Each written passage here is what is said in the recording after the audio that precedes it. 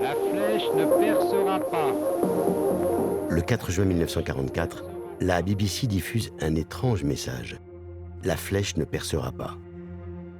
Aussitôt, des groupes de résistants du Morbihan et des départements voisins affluent vers le terrain Baleine, nom de code donné par les résistants aux terres entourant la ferme de la Nouette, près du village de Saint-Marcel, non loin de Vannes.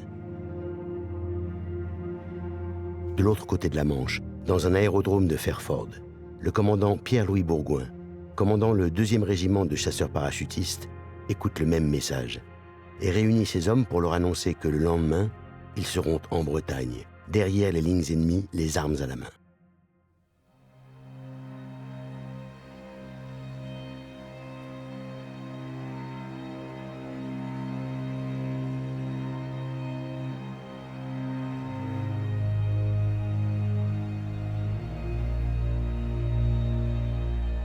En 1944, l'occupation allemande n'a jamais été aussi oppressante.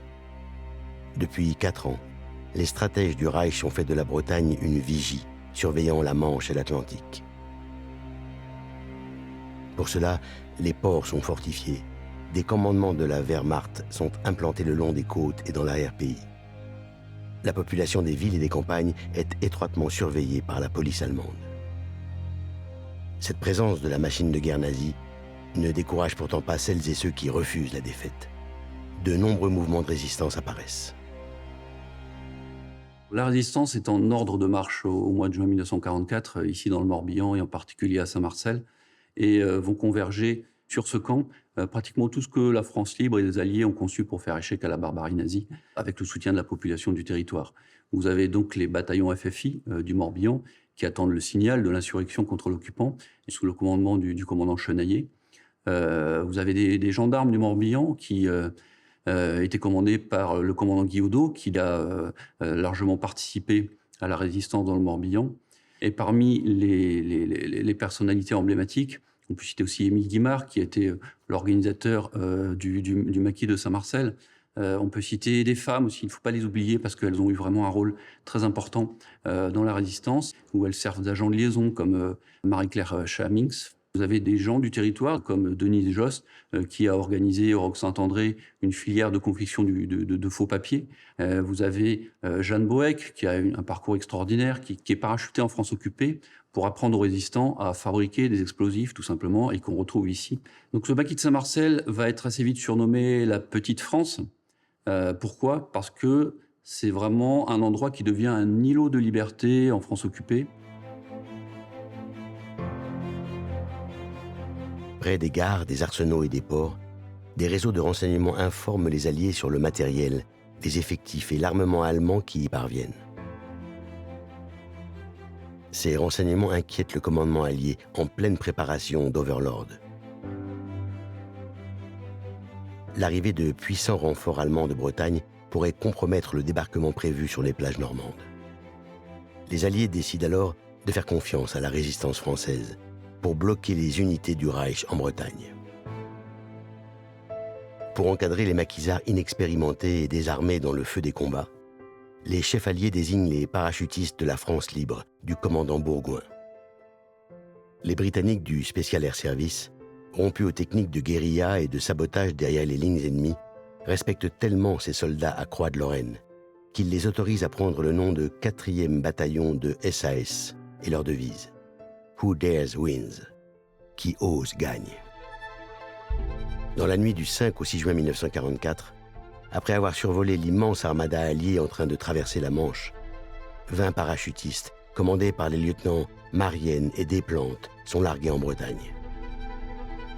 D'emblée, les combats contre la garnison allemande sont acharnés. Cette nuit-là, le caporal Bouétard, jeune volontaire breton, tombe sous le feu ennemi quelques minutes après avoir eu l'intense bonheur de retrouver sa terre natale. Il est le premier soldat allié à tomber dans les combats de la libération de la France.